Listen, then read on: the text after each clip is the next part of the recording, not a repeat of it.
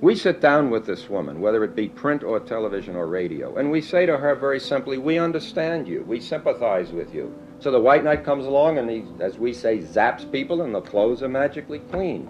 And she says, my God, those people understand me. That's how I really feel. Stronger than dirt. It's almost pressing the button on all of mythology. If you believe in Jung and the evolution of the species exemplified in the birth of each. So here's a real question for all of you. When is the last time you actually bought something? What was the reason you bought it?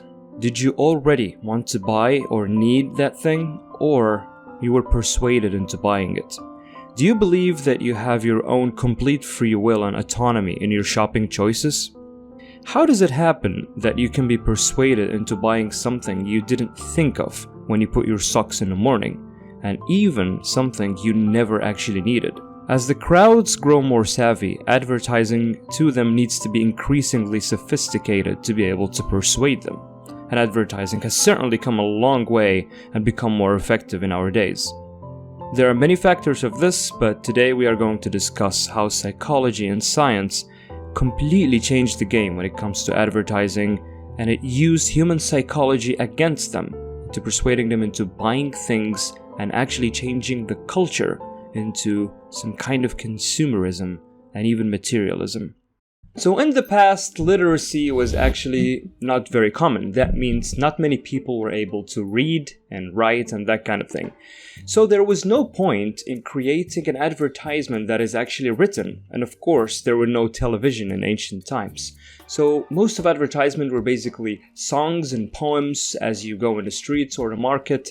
People would sing about the products that they have just to basically advertise it and grab your attention. Of course that wouldn't work today, and the reason it doesn't work is because it violates the most basic principles of advertising, especially psychologically, and we'll get to that in a minute.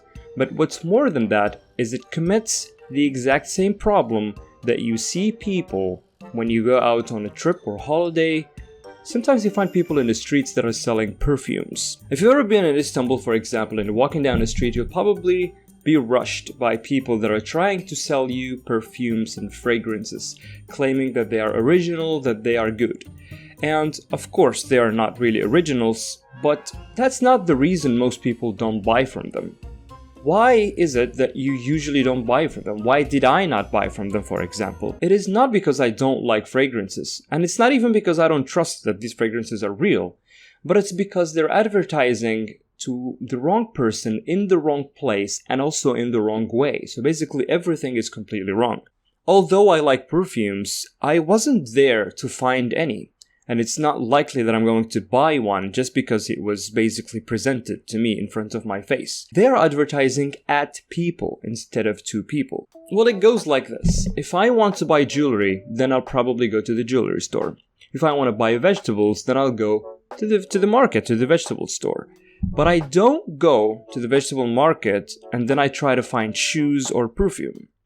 This person is going to random people in random places and telling them to buy his specific product. People will not feel very good or very comfortable with this, and feel is the exact key word.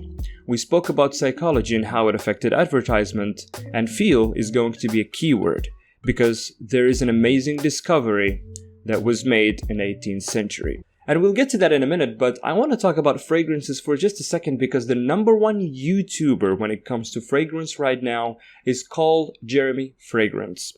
You can go watch his channel, but here is what you're going to notice. When he reviews a product, instead of giving you the information about it and telling you what it says on the box on this side, and it says this on the box on the other side, and how much alcohol concentration and perfume is in it, he actually talks about feelings. He describes how that fragrance or that scent makes him feel. He grabs hold of that fragrance can and he says, this feels like you're walking down the beach in Miami in a hot summery day. Because of that, he is actually the number one fragrance guy on YouTube that I know of course. Because he discovered and he unlocked that it's difficult to communicate smell through the screen.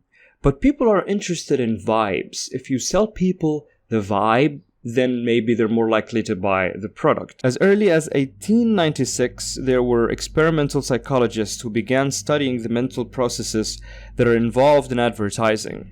And the first psychological theory in advertising says that basically the consumer was a non-rational, suggestible creature under the hypnotic influence of the advertising copywriter.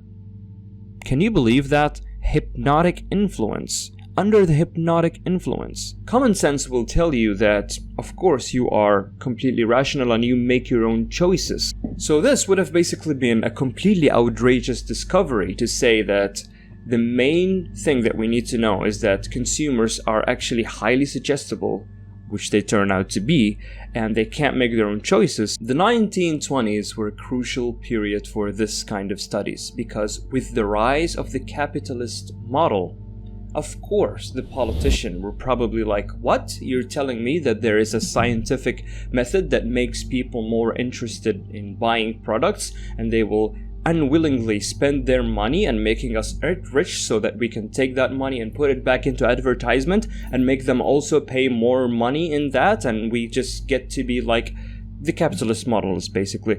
They're gonna say, of course we're gonna fund that kind of science. And it was of course funded, and we had some breakthroughs. Like I said, the 1920s were a crucial period. Now, there are three people that are highly credited to the shift to the psychological use of advertisement. Use of psychology in advertisement. And the first one we're going to mention is Claude C. Hopkins. It is said that during his time, only 10% of the population had the habit of brushing their teeth. Yes, only 10%. Can you believe that? And there were door-to-door sale people that are trying to sell toothpastes and this kind of products, but people were not interested in them because they didn't even have the habit of oral hygiene. It was not a thing. So this person changed that completely by working with a company to create their advertising, and what he did is, instead of framing oral hygiene and the toothpaste that they were marketing as a health product that's going to prevent problems in the future, he focused on telling people that this will actually give you a beautiful, good smile now. This completely changed the way people think about this product, because now it is not a health issue, it's a beauty matter. And of course, you might say, yeah, but my health is more important. But I'm here to tell you that this is not how people think when they're trying to consume a product. If you can touch their feeling, if you can target people's even insecurities, then you're able to sell them products. And a lot of beauty products, even the fake ones, sell like crazy because of that. So this person, when he actually did this ad and framed everything about a beautiful smile, it is said that is up to 60% of the people started actually brushing their teeth. It was a successful ad, the company went big, and the entire culture regarding oral hygiene changed over time. And speaking of door-to-door sales, which is not very effective, there was a person called John B. Watson. John B. Watson did also the job of door-to-door sales, but sometimes frustration in your own job makes you come up with solutions because you realize that this is not working. And this person was also a very controversial psychologist because he used children in his work in conditioning children, but this is a completely different topic for a different video. But he also was in charge of some advertisement for toothpaste, and the way he advertised his toothpaste is he created ads where there are beautiful looking ladies that are smoking, and he's basically tell them, you can smoke as long as you use this product and you will be desirable to the opposite sex. So now, it is a toothpaste, but the whole ad is telling people if you use this product you will be desirable to the opposite sex. John B. Watson used to say that consumers don't act rationally and therefore can be easily influenced. Suggestibility to him was based on three things: emotion, sympathy, and sentimentality. The third person who's also credited for this phenomenon is Walter Dill Scott. And he has an interesting quote in this and basically said, man has been called the reasoning animal, but he could, with greater truthfulness, be called the creature of suggestion. He is reasonable, but he is, to a greater extent, suggestible. He believed that by targeting the way humans feel and their basic needs, you can get them to make decisions that you want them to make. So in today's words, an advice to advertisers would be sell the vibe and not the product, or sell the result instead of giving information. And speaking of giving information, Walter Dill Scott actually believed that the main purpose of an advertisement is not to give information, but actually primarily for persuasion. He had recommendations for the advertisement, and his recommendations were that they need to use imagery that is self-explanatory and just tells people what the product is just using the image. You don't have to speak it, because if you keep telling them the information, then the ad is going to get boring and you're going to lose people's attention. And an important recommendation that you see until now in websites is you need to command the consumer. Basically, tell them to do things instead of tell them, why don't you buy our product? So the way you see this now is when you go to a website, the button will say buy now, or join now, book now, confirm subscription, things like this. Basically a command. It's giving you a command instead of suggesting something. Like, it's not an invitation, it's telling you to do the action now. In today's terms, it's called a call to action. So I think it's very interesting that these principles from the 1920s are still used until this day. Those are the people who built these principles, and they basically use their knowledge and studies in psychology to create advertisements that will be more persuasive. And since that happened, obviously all ads completely change, and to this day they're still influenced by that. Just look at the Marlboro man. Do you remember the Marlboro guy? Like, I wasn't basically alive in that period, but people say that that time smoking was basically common among women, and it is not seen as classically masculine to see a man smoking. And the company wanted to change that, because if more people smoked, then they'd make more money. And the way they did that is basically they framed this classically masculine cowboy guy, and he's always smoking, always has a cigarette, and they made him cool and charismatic, so people want to be associated with that, and they want to look like that, and they're like, you know what, smoking is not so bad, it looks very cool, it can look cool on men, and more people smoke than ever. It is also said that he died of cancer. I think it was lung cancer. I'm not sure about that. If you guys know the information, you can tell me.